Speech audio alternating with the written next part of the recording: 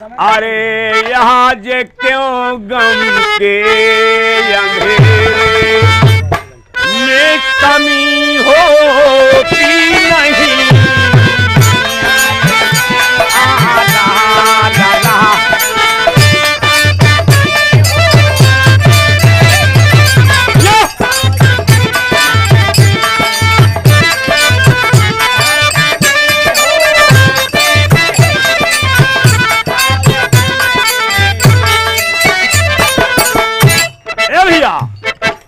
आज क्यों गम के अंधेरे में कमी होती नहीं, और दिल जलाने से भवन में, अरे दिल जलाने से भवन में रोशनी होती नहीं।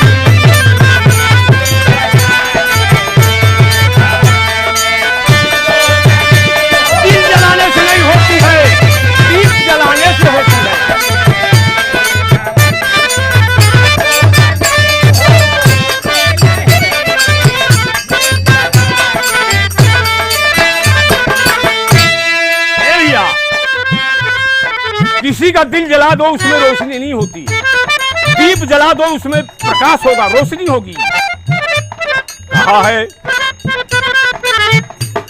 मुगलों की थी हुकूमत, राजा था शाहजहां, जसवंत सिंह मंत्री बन के रहा करता था वहां।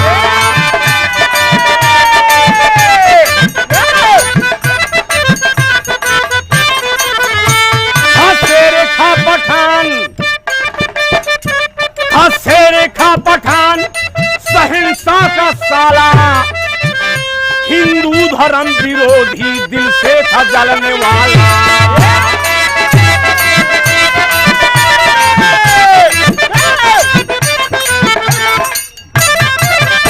एक दिन लगा दरबार, बैठे नवाब राजा, हंस करके भूप बोले मेरा तो ये अंदाजा।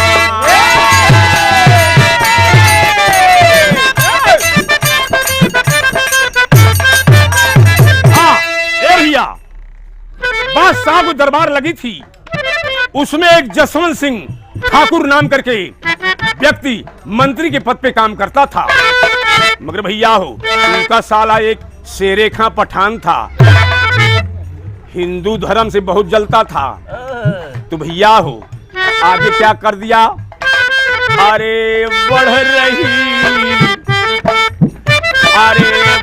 रही उल्टा उपान की कमी होती नहीं, बढ़ रही।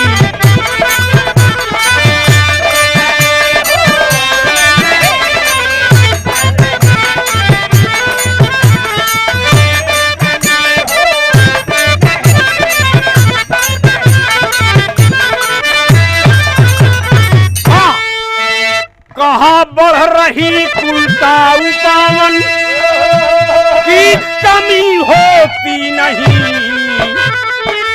अब गाने का मजा आएगा। बादशाह कहते हैं, बादशाह क्या कह रहे हैं, अरे इस जमाने में कहीं पर पतिव्रता होती नहीं।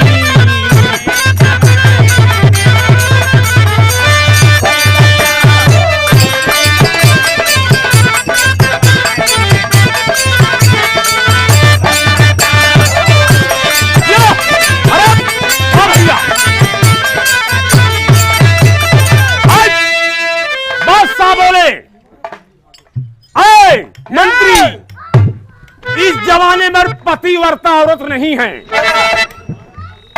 कहा अच्छा पतिव्रता औरत नहीं है, कहा नहीं मेरा ये अंदाजा है, मेरा ये आंकड़ा है।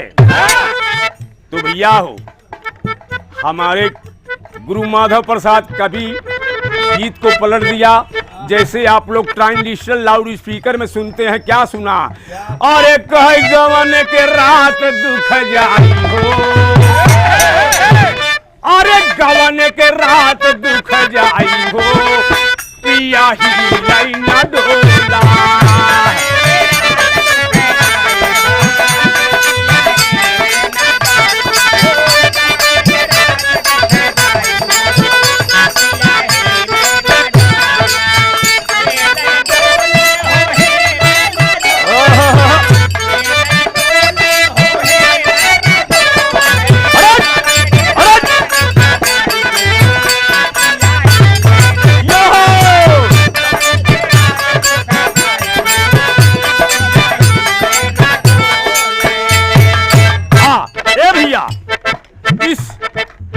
मतलब नहीं है, ये तो ट्रेडिशनल लाउड स्पीकर का गाना है।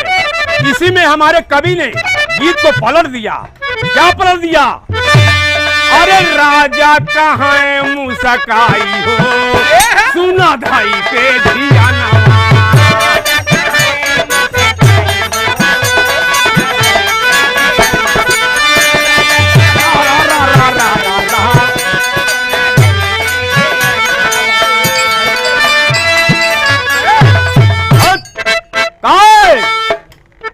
राजा साहब कह रहे हैं, बादशाह कहा, बोले सभा में है सरदार भारी, और कौने मर्दवा से पतिव्रता नारी। क्या किसकी औरत पतिव्रता है? हमसे बताओ। इस कलयुग में पति औरत मिला मुश्किल है। और नहीं जो बतावे कहे भारी इनाम लाई जाई हो सती नारी का।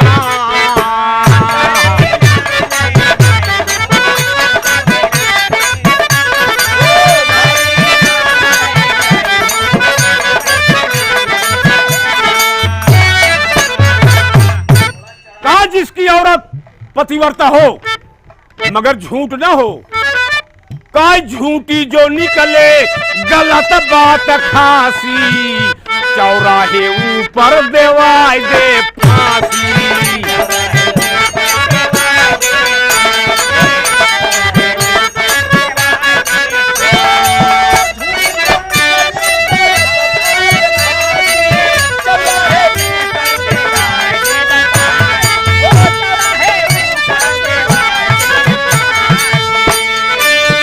अरे बैठे सब सिर नाई हो न भाई के दिया नवा। किसी की हिम्मत नहीं पड़ी कि बता दे कि मेरी औरत पतिव्रता है, सब सर नीचा कर लिया। हाँ, क्या बोलो किसकी औरत पतिव्रता है? तो उस समय जसवंत सिंह केवल हिंदू एक था। जसवंत सिंह तब बोल उठे, राजनीय बहुत अखरता है और नारी का निर्घोर निरादर, सुन चुप रहना भी का लगता है। अब भी सभा में आज मैं बोलूं कि मेरी नारी पति पतिवर्धा नहीं पतिव्रता। जसवंत सिंह बोले कि मेरी नारी पतिव्रता है।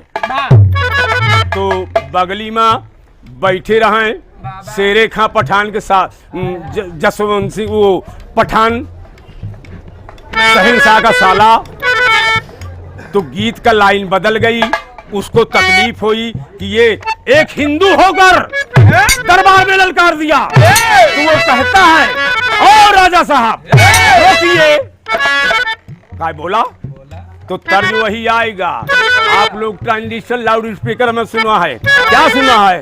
अरे यमवा महुआ कई झूमे दरिया, तनिता का ना,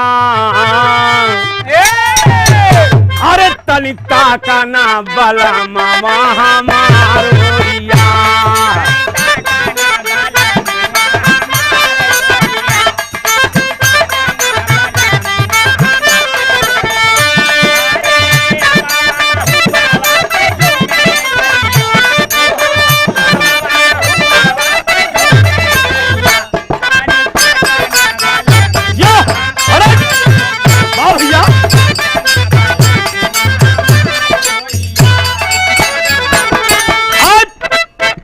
बस इसे मतलब नहीं है।